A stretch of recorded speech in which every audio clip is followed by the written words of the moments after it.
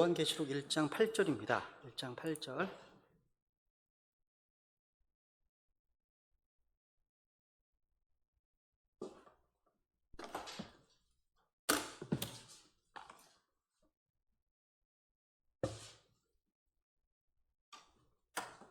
네, 우리 1장 8절 같이 하나님의 말씀 봉독하겠습니다. 시작. 나는 알파와 오메가요 시작과 끝마침이라. 지금도 있고 전에도 있었고 앞으로 올 주 곧 전능자가 말하노라. 예수님이 자기 계시죠, 그죠? 오늘날 많은 사람들은 예수님을 그저 선한 사람, 위대한 스승, 아니면 사대 성인 중에 한 사람 정도로 여깁니다.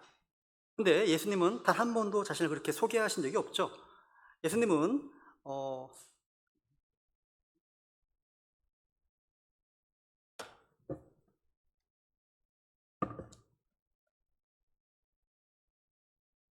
예수님은요, 요한복음 8장에 보시면 자신을 I am이라고 이렇게 소개하십니다. 아브라함이 있기 전부터 나는 있느니라 말씀하시죠.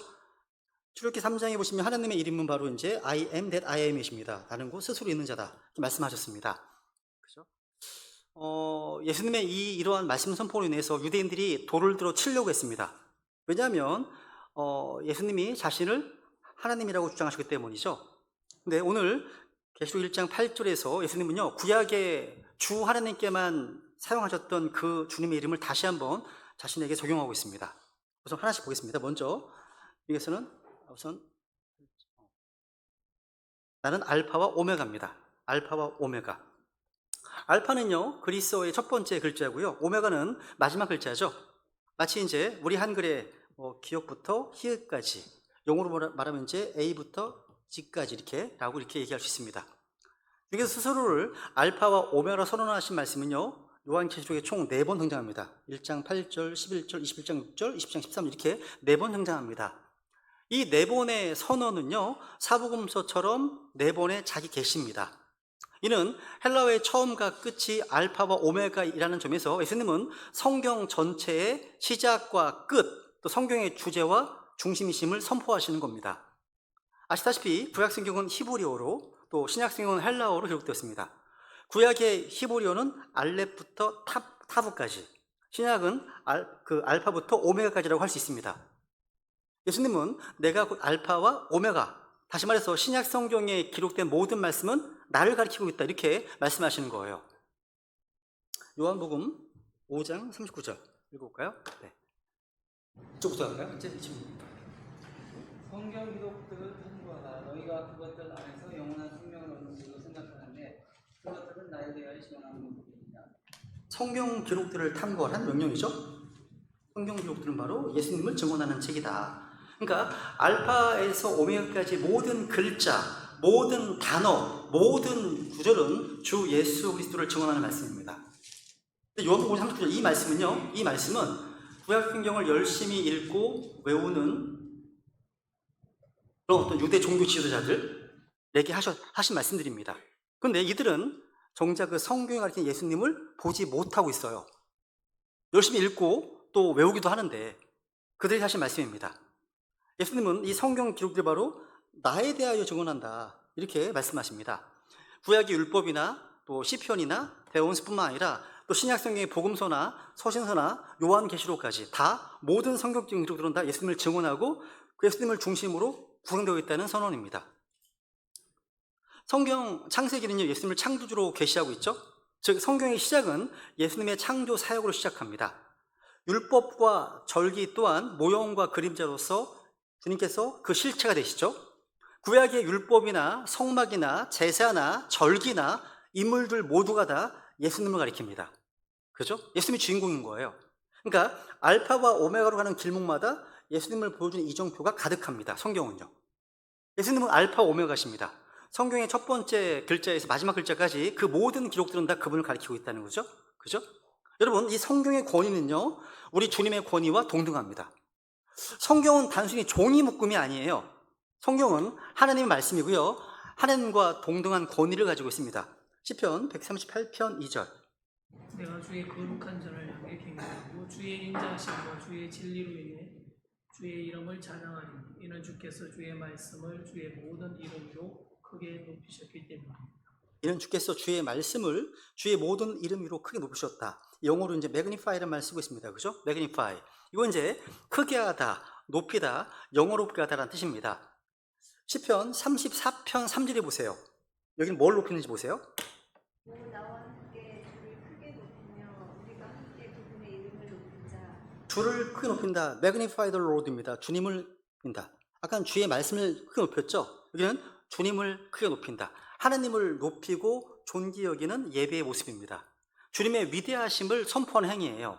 시편 60편 30절입니다. 내가 노래로 하나님을 위하여 찬양하고 감사로 그분을 크게 높인다 말씀하시네요. 감사는 하나님을 높이고 영어롭게 하는 도구죠. 신약에 와서도 누가복음 1장 46절에 보시면요, 마리아가 내 혼이 주를 크게 높이고 라고 말씀하고 있습니다. 주님을 찬양하고 또 영어롭게 하는 마음을 이 매그니파이라는 단어로 표현하고 있습니다. 하나님의 위대하심에 대한 경배죠. 또 10장 46절. 이는 이방인들이 타 언어들로 말하며 하나님을 크게 높이는 것을 그들이 들었기 때문이더라. 그때 베드로가 응답하되. 여러분, 이 성령 충만한 자들이 하나님을 매그니파이, 높이고 있습니다. 그렇죠? 하나님의 위엄과 능력을 높이는 행위입니다. 하나만 볼게요. 빌립보서 1장 10절입니다. 1장 10절. 나의 간절한 기대와 소망은 내가 어떤 일로도 수치를 당하지 아니하고 항상 그러하였듯이 지금도 온전히 담대하여 살든지 죽든지 내 몸 안에서 그리스도를 존귀하게 하는 것이니. 살든지 죽든지 내 몸 안에서입니다. 그냥 마음만 원하는 게 아니에요. 몸으로 순종하는 거죠. 내 몸 안에서 그리스도를 존귀하게 한다. 이게 매그니파입니다. 그래서 존귀하게 한다.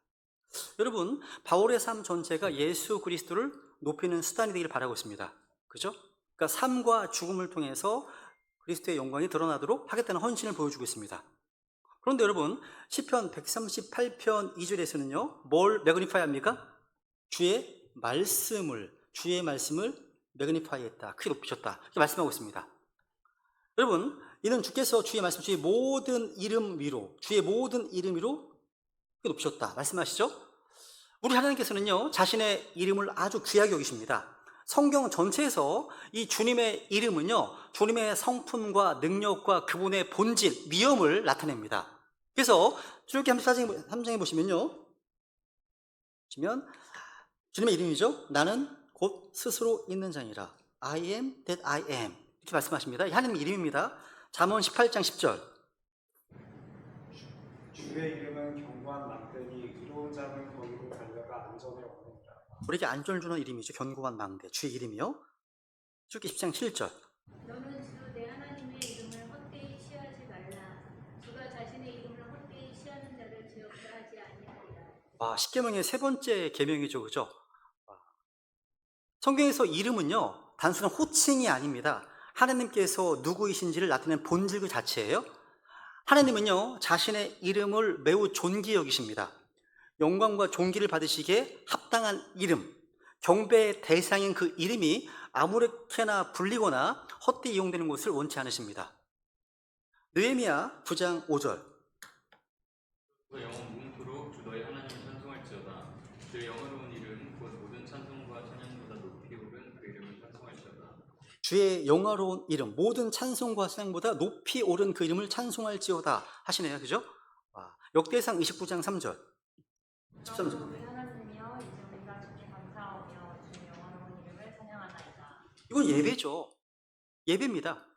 주님께서 이집트에서 이제 이스라엘 백성을 인도해 내시고요, 이들을 인도하시는 것은 자신의 이름이 영원롭게 되고자 하셨기 때문입니다. 이스라엘 9장에 보시면요, 주께서 주의 백성을 인도하심은 주를 위해 영원로운 이름을 떨치려 하심입니다. 이게 목적이었습니다. 그렇죠? 그리고 또 주님께서 우리 선한 목자가 되셔서 우리 인도하시는 것도 자신의 이름을 위해서입니다. 자신의 이름을 위해서 의의 행동들로 나를 인도하신다 말씀하시네요. 그러니까 여러분, 이 이름은요, 그 무엇보다도 높은 겁니다. 영어로운 이름입니다. 심지어 하나님은요, 우리에게 예수님이라고 하는 이름을 주셨습니다. 예수님, 그죠? 영어로 지저스죠, 그죠? 지저스. 놀라운 이름입니다. 이 예수라는 이름은 크리스찬들에게 언제 어디서나 사용되는 이름입니다. 이 이름과 관계되지 않는 것은 아무것도 없습니다. 이 예수란 이름은요, 신약 성경에서 무려 935번 나옵니다. 마리아가 처음으로 천사 가브리엘을 통해서 이 이름을 들었습니다. 하나님이 천사를 통해서 친히 지어주신 예수란 이름은요, 뜻이 여호와는 나의 구원자이십니다, 이런 뜻입니다. 여호와는 나의 구원자십니다. 지졌을 때 이건요 여호와의 준말입니다. 이 예수의 이 제2는요 하나님께서 육신을 입고 오신 분이라는 뜻으로요 신성을 가리킵니다. 뒤에 나오는 수스는 뭡니까? 세이비어의 준말이에요. 구원자의 준말입니다. 이것은 우리 주님의 사역이 무엇인지를 드러내는 말입니다. 우리는 예수님의 이름으로 구원받고 그 이름을 선포하고 그분의 이름이 섬김의 동기가 되고요, 모든 것을 다 예수님의 이름으로 해야 됩니다. 찬송을 해도 예수님 이름으로 하고요, 침례를 받을 때도 주의 이름으로 받고요, 마귀를 내쫓을 때도 주의 이름으로 쫓아냅니다. 그렇죠? 회개와 죄들의 사면 역시 예수님의 이름으로 또 선포되고 있습니다. 생명을 얻는 것도 마찬가지죠. 그런데 여러분, 놀랍게도요 하나님께서는요 자신의 그 모든 이름보다 자신의 말씀을 더 크게 높이셨다고 증언합니다. 충격이죠. 놀라운 진리이자 거룩한 충격입니다. 하나님의 말씀은요 하나님의 계신, 특별 계십니다. 무엇보다도 예수 그리스도 자신이 말씀이십니다. 말씀. 그죠? 말씀이십니다. 하나님은 자신을 드러내는 통로로 말씀을 정하셨고요, 이 말씀을 통해서만 하나님의 이름과 성품과 자신의 뜻을 알게 하셨습니다. 그러니까 말씀이 없이는요 하나님의 이름도 성품도 구원도 알 수가 없죠. 그래서 하나님은 자신의 이름보다 말씀을 크게 높이셨습니다. 그래서 여러분, 종교개혁자 마틴 루터가 이렇게 얘기했습니다. 나는 환상이나 꿈, 전통, 심지어 교황의 말도 믿지 않는다. 오직 하나님의 말씀 위에 나의 양심을 세운다. 나는 그 말씀 외에는 아무것도 따를 수 없다. 이렇게 선언했습니다. 루터의 고백입니다. 루터와 종교개혁자들은요 이 말씀의 권위를 높이셨던 하나님의 진리를 이해했고요, 오직 성경의 깃발을 높이 들었습니다. 그래서 우리는 이 말씀을 무시하면 안 됩니다. 그죠? 이 말씀을 무시하거나 변개시키거나 가볍게 여기는 행위는요 결국 하나님을 모독하는 일과 같습니다. 왜냐하면 하나님은 자신의 말씀을 자신의 모든 이름보다 더 높이셨기 때문입니다. 여기서 우리가 이제 얘기 안 할 수 없는 하나 있는데요, 오늘날 일부 사람들이요 우리 킹제임스 성경을 믿는 우리를 향해서 이런 말을 부릅니다. Evaluator, 성경 숭배자. 이렇게 조롱하기도 합니다. 성경 숭배자. 비난합니다. 여러분, 우리는요 성경이라는 책 자체를 우상처럼 숭배하지 않습니다. 하나님의 말씀을 하나님의 인격과 동등한 권위로 존중하는 겁니다. 그걸 성경 숭배로 부른다? 그러면 그 비난을 받겠습니다. 여러분, 하나님의 말씀은요 영광 받을 수 있습니다. 사도행전 13장 48절 볼까요?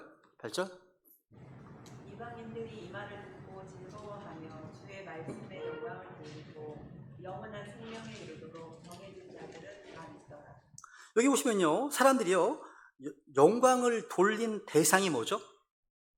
그렇죠. 주의 말씀에 영광을 돌리고, 주의 말씀입니다. 말씀이죠. 이것은 단순히 말씀이 좋은 내용이어서 칭찬했다는 뜻이 아니에요. 말씀 자체가 하나님의 인격과 권위와 진리를 담고 있기 때문에 말씀을 높이는 것이 곧 주님께 영광 돌리는 행위가 된 겁니다. 그래서 3장 1절로 볼까요?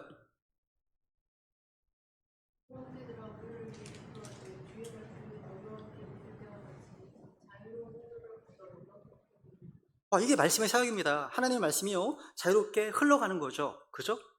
주의 말씀이 자유로 흘러가죠. 영광스럽게 되며, 뭐가요? 주의 말씀이 이게 바울의 기도였습니다. 하나님의 말씀이 영광스럽게 되도록 기도하라고 말하고 있습니다. 이것이 가능하다는 사실 자체가 말씀을 높이고 찬양하는 것이 곧 예배의 일부구나, 이걸 보여줍니다. 하나님의 말씀에 영광 돌리는 것, 이건 우상 숭배가 아니라 하나님을 경배하는 방식입니다. 왜냐하면 그 말씀이 곧 하나님 자신을 계시하기 때문이죠. 여러분, 그러니까요 말씀을 경시하는 것이야말로 진짜 우상 숭배의 출발점입니다. 말씀을 낮추고 자기의 느낌이나 전통을 말씀보다 위에 두는 것, 이것이야말로 진정한 자기 우상이죠. 그렇죠? 그래서 시편 119, 89절 주여 주의 말씀은 영원히 하늘에 정착되었으니 이사야서 55장 11절. 내 입에서 나가는 내 말도 그러하여 그것이 헛되어 내게도 되더라. 보지 아니하며 내가 기뻐하는 것을 이루고 내가 그 말을 통하여 이루게 하려는 일에 성공하리니. 하나님의 말씀이 헛되이 돌아오지 않습니다. 그죠? 말씀은 일합니다. 이 하나님의 말씀은 하나님과 동등한 권위를 지니고요. 이 말씀을 떠난 경배는 결국 헛된 경배, 거짓된 경배가 될 수밖에 없습니다. 여러분, 말씀을 높이는 것, 곧 하나님을 높이는 겁니다. 오늘 2층에서 오셨던 분들하고 교제를 했는데요. 그 교회, 그 순복음교회는 한 40분 예배를 드린대요. 그런데 모든 설교의 포커스가 기복으로 갑니다. 그리고 모든 설교의 내용은 이 기복과 더불어서 순종, 이게 딱 세팅이 돼 있대요. 지금 너무 힘들어서, 너무 이제 안 들려서, 시험 들어서 이런 상황에 계신 거죠. 그죠? 하나님의 말씀을 어떤 예화에 맞추기 위해서 말씀을 이용하고 있다는 거죠, 또. 할 겁니다. 여러분, 말씀을 높이는 것이 곧 주님을 높이는 겁니다. 우리가 하나님의 말씀을 높이고 찬양하는 것은 우리의 의무예요. 성도들의 의무입니다. 의무예요. 주님께서는 자신의 영광을요, 다른 누군가에게 주지 않으신다고 말씀하셨습니다. 이사야서 42장 8절.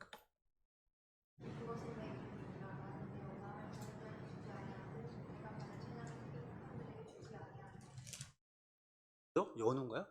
아니군요. 네. 네. 하나님은요, 어떤 사람이나 어떤 형상이나 전통이나 교단 이런 데 자신의 영광을 주지 않으십니다. 그런데 성경에서 유일하게 영광을 받고 찬양을 받아야 될 대상 중에 하나가 바로 하나님의 말씀입니다. 말씀이에요. 이 시편 56편 4절. 하나님 안에서 내가 그분의 말씀을 찬양하리라. 내가 하나님을 신뢰할 수 있고 육체가 내게 할 수 있는 것을 내가 두려워하지 아니하리로다. 시편 56편에 보시면요, 하나님의 말씀을 찬양한다는 말이 3번 나와요. 4절에 내가 그분의 말씀을 찬양하리라. 또 10절에 보십시오. 내가 그분의 말씀을 찬양하리니 곧 주 안에서 내가 그분의 말씀을 찬양하리라. 여러분, 이건 우상숭배가 아니네요. 그렇죠? 말씀은요, 하나님의 특별 계시입니다. 주님의 권위 그 자체이기 때문입니다. 그래서 하나님의 말씀을 찬양하는 것, 성경적인 거라는 거죠. 하나님의 말씀을 높이는 거 성경적입니다. 하나님의 말씀을 영화롭게 하는 거 성경적이라는 거죠. 이걸 성경 숭배자라고 부른다면 기꺼이 그 변을 받겠습니다. 그죠? 이 성경은요, 성령님께서 역사하시는 통로입니다. 그래서 이 성경을 성령의 검이라고 말씀하시는 겁니다. 성령의 검. 오늘날 근데 많은 분들이요, 성령의 역사를 말씀하면서 말씀을 무시합니다. 근데 성령은 결코 말씀 밖에서는 역사하지 않습니다. 말씀이 없는 기적은 미혹입니다. 말씀이 없는 체험은 혼돈일 수 있습니다. 오늘날 교회 안에는 다양한 기준이 존재합니다. 교단의 전통, 유명한 어떤 신학자의 말, 누군가의 체험, 또 세상의 철학, 이런 거 기준이 되기도 합니다. 근데 이 모든 것 위에 놓아야 될 절대 기준, 성경이죠. 성경입니다. 그죠? 최종적인 기준입니다. 주님께서는 이 말씀을 자신의 모든 이름보다 높이셨습니다. 그러니까 말씀을 높이는 것이 하나님을 높이는 것입니다. 말씀을 무시하는 것, 주님을 모독하는 겁니다. 여러분, 이 마지막 시대에 우리는요, 이 말씀을 부끄러워하지 말아야 됩니다. 오히려 주님의 말씀을 영광스럽게 여기고요, 이 말씀을 기뻐하고 말씀을 찬양하고 이 말씀을 외치고 순종해야 한다는 거죠. 그죠? 주님께서는 나는 알파와 오메가요 선언하십니다. 우리 베다니 교회는 항상 말씀을 높이는 교회가 되기 원합니다. 우리 베다니 성도님들은 모두가 다 말씀을 영광스럽게 여기는 성도가 되기를 원합니다. 말씀을 통해서 주님을 더 깊이 알고 사랑하는 참된 교회가 되어야 되겠습니다. 두 번째로 이제 주님께서는 자신은 시작과 끝마침이다 말씀하시네요. 다시 읽어보고 같이 시작. 나는 알파와 오메가요 시작과 끝마침이라. 지금도 있고 전에도 있었고 앞으로 올 주 곧 전능자가 말하노라. 시작과 끝마침이시네요. 주님께서요. 비기닝 또 비기닝. 그러니까 창세기 1장 1절 in the beginning, 그 비기닝이 예수님이시네요. the beginning, 시작. 그죠? 우리 주님께서는 처음, the first, 처음이시고요. 또 beginning, 시작이십니다. 예수님은 알파이십니다. 모든 것의 출발점이고요. 또 우선순위의 기준이 되시는 분이십니다. 예수님은 어떤 분이십니까? 16, 17절인가요? 네.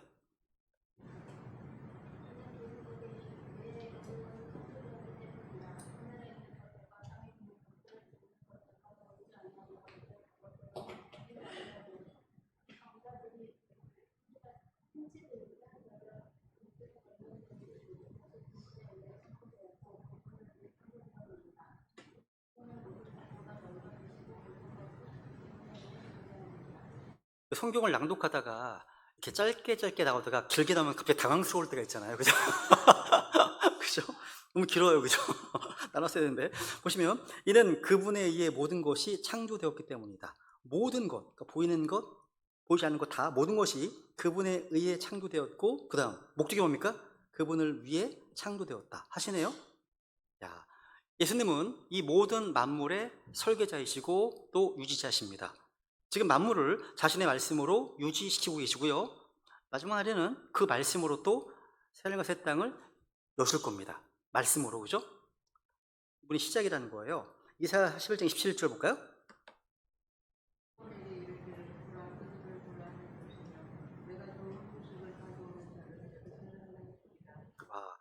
처음인 자가 시온에게 이르길. 이 처음인 자, 문맥 보시면 주님이십니다. 처음인 자, 로드, 여호와신 거죠. 야, 여러분, 근데 이 처음이 누구십니까? 계시록 1장에 보니까 예수님이십니다. 예수님께서 처음이시고 시작이시라는 진리는요, 주님께서 모든 것의 출발점이심을 선언하는 겁니다. 그죠? 처음에 창조하셨죠, 하나님께서. 그죠? 또 요한일서 1장 1절 읽어볼까요? 계셨던 그것, 즉 생명의 말씀에 관하여는 그것을 우리가 들었고 우리 눈으로 보았으며 자세히 살펴보았고 우리 손으로 만졌노라. 우리 주님께서는 처음부터 계셨던 분이시네요. 창세기의 그 in the beginning, 그 처음 이전부터 물질과 시간과 생명이 존재하기 전부터 이미 하나님으로 계셨고요. 예수님은 말씀으로 계신 하나님이셨습니다. 주님께서는 처음부터 계신 분이시고 그 주님을 떠나서 어떤 것도 시작된 바가 없습니다. 우리가 창조를 믿는다는 것은 단순히 진화론을 거부하는 것이 아니라 예수 그리스도를 창조주로 믿는 겁니다.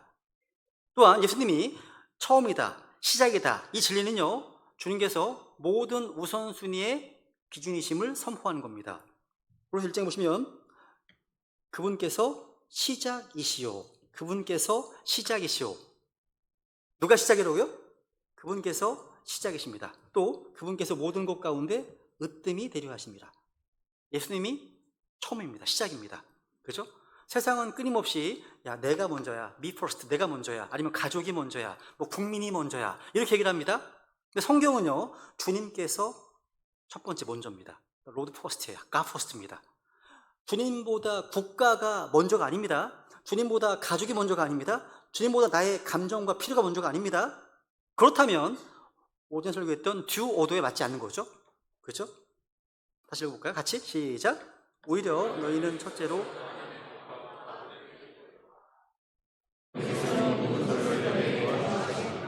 아멘. 갓 포스트입니다. 그죠? 예수님은 처음이시고 그분보다 앞서는 것은 없습니다. 또 예수님이 모든 생명의 시작이십니다. 요한복음 1장 3절 4절.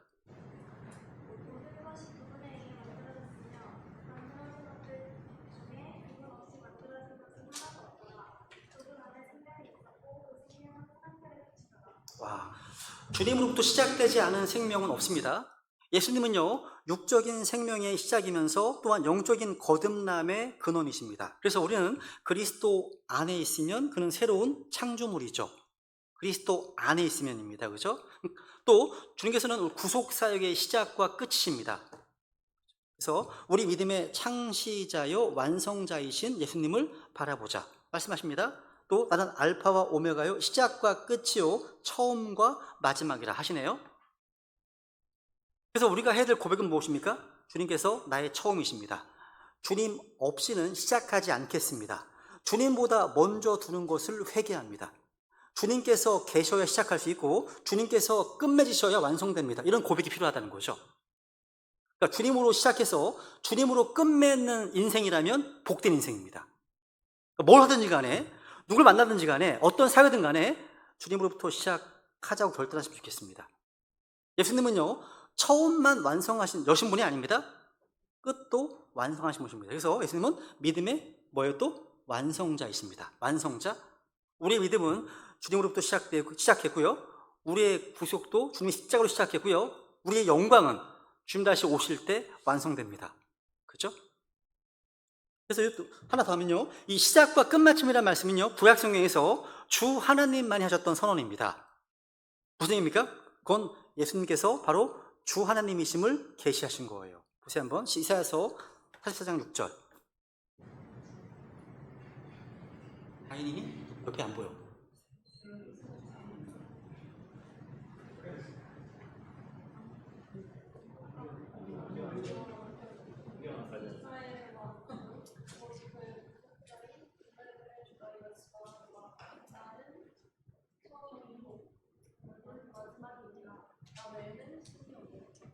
여기 보시면 이스라엘 주, 또 로드 나오죠. 대문자로 LORD는 뭐예요? 여호와 하나님을 얘기해요. 여호와, 그죠? 주님을 얘기를 하죠. 로드. 근데 그 주님께서 처음이요, 나는 마지막이니라. 그럼 예수님은 여호와신 거네요. 그죠? 간단합니다. 그죠? 그 다음 볼까요? 48장 12절.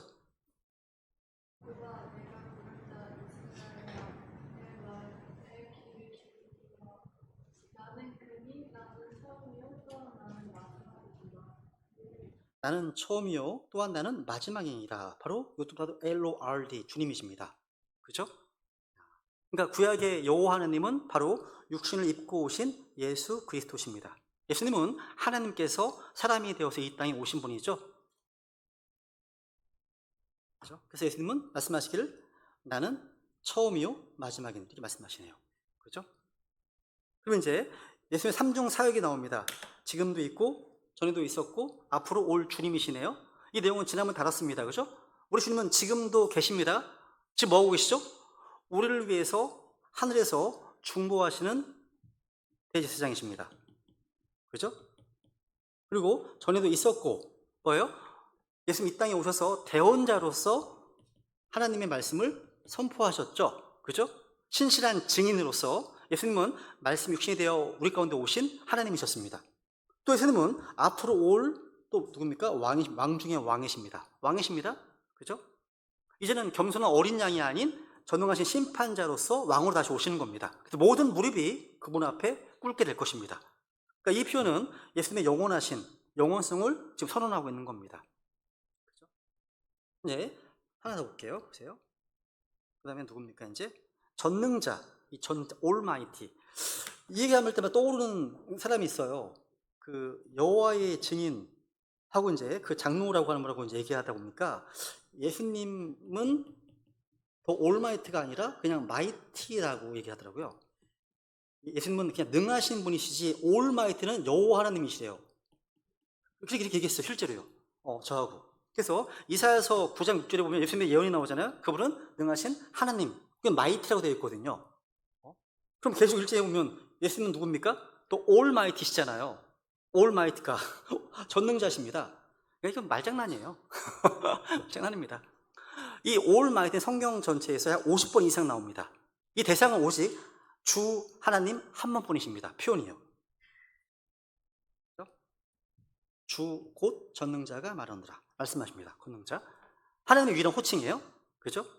그래서 이 예수님께서 이 호칭을 자신에게 적용하심으로써 스스로 자기가 주 하나님이심을 선포하신 겁니다. 이 전능자라는 표현 자체가요, 요한계시록, 그러니까 신약 전체에서 요한계시록만 9번 나와요. 이 중에 한 번을 제외하면, 신약에서 표현이 9번 나오는데 그 중에 한 번을 빼고 8번이 다 계시록에 나와요. 겁니다. 왜냐하면 요한계시록은요, 심판과 권능과 다스림의 책이기 때문입니다. 책 자체가. 여러분, 전능자이신 주님께는요, 불가능이 없으십니다. 전능자. 여러분, 전능자란 말 들으면 어떤 생각 들으세요? 그냥 읽고 지나가는 표현 아니십니까? 전능하신 분, 전능자. 어떤 분이시 이런 분이십니다. 창세기 18장 14절.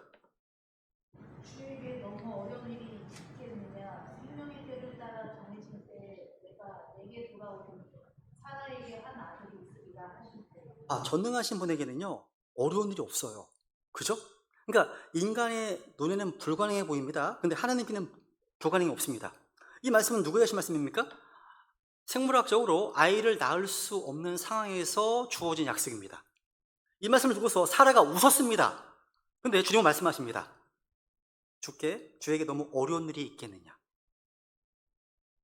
우리는 때로 주님께는 불가능이 있고 어려운 일이 있는 것처럼 생각하고 판단합니다. 모세가 주님의 말씀을 들었을 때 이렇게 이제 반응했죠. 보세요 한번. 21장. 그들을 위해 양떼와 석대를 잡은들 그들에게 족하겠으며 그들을 위해 바다의 모든 물고기를 함께 모은들 그들에게 족하겠나이다. 다음에 주께서 모세에게 이르시되 주의 손이 짧아졌느냐 내 말이 내게 이루어지는지 이루어지지 않는지 이제 내가 보리라 하시니라. 이스라엘 백성들을 먹이시는 하나님의 전능하심을 보여주는 거거든요. 그렇죠? 200만, 그죠? 200만, 300만 되는 이스라엘 회중들을 먹이시기 위해서 모세가 얘기하는 겁니다. 이렇게. 근데 주님 말씀하십니다. 주의 손이 짧아졌느냐. 주님께서는 어려운 일이 없어요. 불가능한 일이 없다는 거죠. 그러니까 어떤 일이 이루어지지 않는 것은 주님의 문제가 아닌 거예요. 그건요. 우리의 불신의 문제죠. 우리가 하나님을 제한하니까 문제지 주님께 문제가 있는 게 아닙니다. 이사야서 50 정도 볼까요? 예레미야 17절 볼게요. 아래. 네. 주에게 너무 어려운 일이 있겠느냐? 생명의 때를 따라 정해진 때에 내가 내게 돌아오리니 사라에게 하나를 있으리라 하시고. 네, 이거 읽었던 말씀이니까 그 아래 읽어주세요. 네, 아래. 네. 주 하나님이여 보시옵소서. 주께서 주의 큰 권능과 뻗은 팔로 하늘과 땅을 만드셨으니 주께는 너무 어려운 일이 없나이다. 아멘. 주께는 너무 어려운 일이 없나이다 말씀하시네요. 27절 읽어볼까요? 엄자매는 안 읽으셨죠? 엄자매는 읽어보세요. 네. 반복되시네요. 그죠? 누가복음 30절 보시면 너무 짧은 건 제가 읽습니다. 하나님께는 불가능한 일이 없는 일을 하매 라고 되어 있네요. 여러분, 우리가 주님의 전능하심을 알고 믿고 모든 일이 주님의 뜻대로 이루어지리이다 고백할 필요가 있습니다. 천사는요 처녀 마리아에게 수태고지를 알립니다. 그리고 선포한 말씀입니다. 하나님께는 불가능한 일이 없느니라. 그러니까 자연을 초월하시는 창조주의 능력, 이것이 바로 전능자 하나님이십니다. 그러니까 우리에게는 어려운 일이 많죠. 우리에게는 불가능한 일이 많습니다. 근데 주님께는 어려운 일이 없습니다. 하나님께서 사람이 되신 일이나 죄인이 구원받아서 하나님의 아들들이 되는 일이나 죽은 자가 부활하는 일이나 주님께는 불가능한 일이나 어려운 일도 아니었습니다. 특히 사람들이요, 이젠 끝이구나 이렇게 말할 때 하나님은 새로 일하실 때입니다. 그때가 시작할 때예요. 그러니까 우리 앞에 산과 같은 커 보이는 문제가 있다면, 뭔가 불가능해 보인다면, 절망과 저자 앞에서 끝이다 라고 생각한다면 그때가 바로 전능자 하나님께서 일할 가장 좋은 타이밍이라는 거죠. 그렇죠? 근데 여러분, 전능자께서 일하시는 통로가 있는데 그 통로는 뭐냐면 믿음. 우리의 믿음이에요. 마태복음 17장 20절에 보시면요. 20절. 예수님께서 그들에게 이르시되 너희가 믿지 아니하기 때문이니라. 진실로 내가 너희에게 이르노니 너희에게 만일 겨자씨 하나라는 믿음이 있다면 너희가 이 산에서 말하기를 여기서 저 너머로 옮겨가라 하더라도 그것이 옮겨갈 것이요 또 너희에게 불가능한 것이 아무것도 없으리라. 너희가 뭐 하지 않기 때문에요? 믿지 아니하기 때문이니라. 제자들이요 주님께 받은 권능을 전혀 사용할 수 없었던 이유는요 믿지 않는 불신 때문입니다. 불신이 말씀의 숨을 막습니다. 성령님의 권능이 일하지 못하도록 막습니다. 주님께서는요 우리 제자들이 승리하는 비결을 말씀해 주셨는데 그게 뭐냐면 믿음입니다. 그러니까 능력은요 우리에게 있는 것이 아니라 주님께 있습니다.